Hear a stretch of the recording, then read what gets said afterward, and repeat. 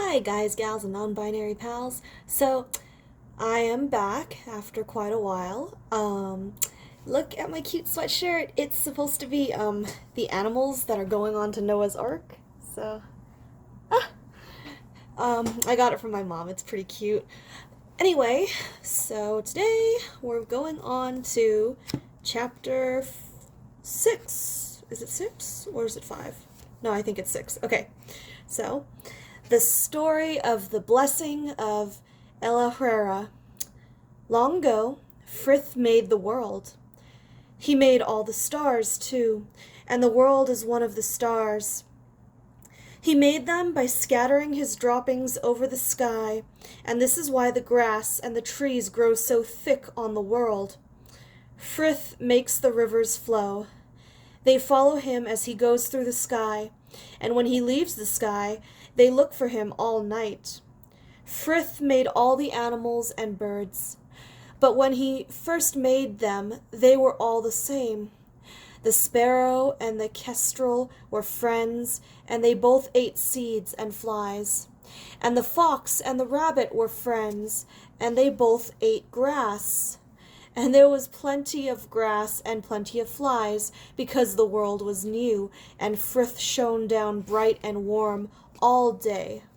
Now, Elahera was among the animals in those days, and he had many wives.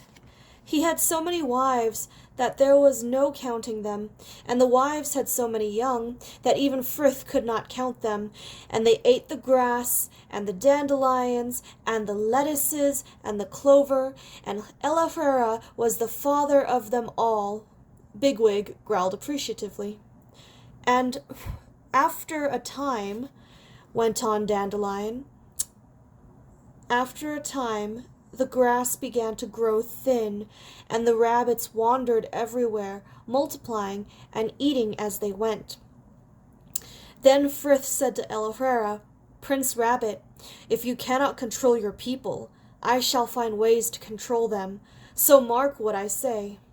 But Elahera would not listen, and he said to Frith, "My people are the strongest in the world, for they breed faster and eat more than any of the other people. And this shows how much they love Lord Frith, for of all the animals they are the most responsive to his warmth and brightness. You must realize, my lord, how important they are, and not hinder them in their beautiful lives." Frith could have killed Elahera at once, but he had a mind to keep him in the world, because he needed him to sport and jest and play tricks. So he determined to get the better of him, not by means of his own great power, but by means of a trick. He gave out that he would hold a great meeting, and that at that meeting he would give a present to every animal and bird, to make each one different from the rest. And all the creatures set out to go to the meeting place. But they all arrived at different times, because Frith made sure that it would happen so. And when the blackbird came, he gave him his beautiful song, and when the cow came, he gave her sharp horns and the strength to be afraid of no other creature. And so in their turn came the fox, and the stoat, and the weasel, and to each of them Frith gave the cunning, and the fierceness, and the desire to hunt and slay and eat the children of Elahera, and so they went away from Frith, full of nothing but hunger to kill the rabbits. Now all this time Elahera was dancing, and matching and mating and boasting that he was going to Frith's meeting to receive a great gift. But at last he set out for the meeting place. But as he was going there, he stopped to rest on a soft, sandy hillside, and while he was resting, over the hill came flying the dark swift, screaming as he went, "News! News! News!" For you know this is what he has said ever since that day. So Elahera called up to him and said, "What news?" "Why," said the swift, "I would not be you, Elahera, for Frith has given the fox and the weasel cunning hearts and sharp teeth, and to the cat he has given silent feet and eyes that can see in the dark, and they are gone away from Frith's place to kill and devour all that belongs to Elohera." And he dashed on over the hills, and at that moment Elohera heard the voice of Frith calling, "Where is Elohera? For all the others have come and taken their gifts and gone, and I have gone to look for him." Then Elohera knew that Frith was too clever for him, and he was frightened. He thought that the fox and the weasel were coming with Frith, and he turned to the face of the hill and began to dig. He dug a hole, but he had only dug a little of it when Frith came over the hill alone. And he saw Elohera's bottom sticking out of the hole, and the sand flying out in showers as the digging went on. When he saw that, he cried out, "My friend, have you seen Elohera? For I am looking for him to give him my gift." "No," answered Elohera, without coming out. "I have not seen him. He is far away. He could not come." So Frith said, "Then come out of that hole, and I will bless you instead of him." "No, I cannot. I am busy," said Elohera. "The fox and the weasel are coming. If you want to bless me, you can bless my bottom, for it's sticking out of the hole." All the rabbits had heard the story before.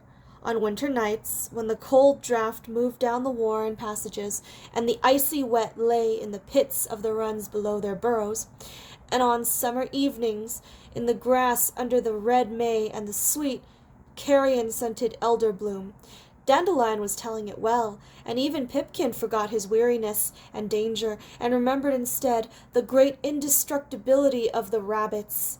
Each one of them saw himself as Elohera, who could be impudent to Frith and get away with it. "Then," said Dandelion, "Frith felt himself in friendship with Elohera, who would not give up even when he thought the fox and weasel were coming.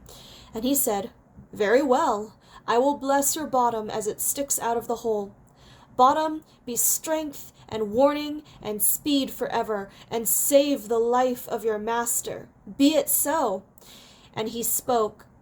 As he spoke, Elohera's tail grew shining white and flashed like a star. His back legs grew long and powerful, and he thumped the hillside until the very beetles fell off the grass stems. He came out of the hole and tore across the hill, faster than any creature in the world. And Frith called after him, 'Elohera, your people cannot rule the world, for I will not have it so. All the world will be your enemy, prince with 1,000 enemies. And whenever they catch you, they will kill you. But first they must catch you, digger, listener, runner, prince with the swift warning. Be cunning and full of tricks, and your people shall never be destroyed.' And Elohera knew then that although he would not be mocked, yet Frith was his friend. And every evening, when Frith has done his day's work and lies calm and easy in the red sky, Elohera and his children and his children's children come out of their holes and feed and play in his sight, for they are his friends, and he has promised them that they can never be destroyed." All right, that's the end of chapter 6. So hopefully I'll have the next one out sooner. All right, everyone. Have a good Thanksgiving if you celebrate it, because I know not all of us are Americans. And have a good one. Bye.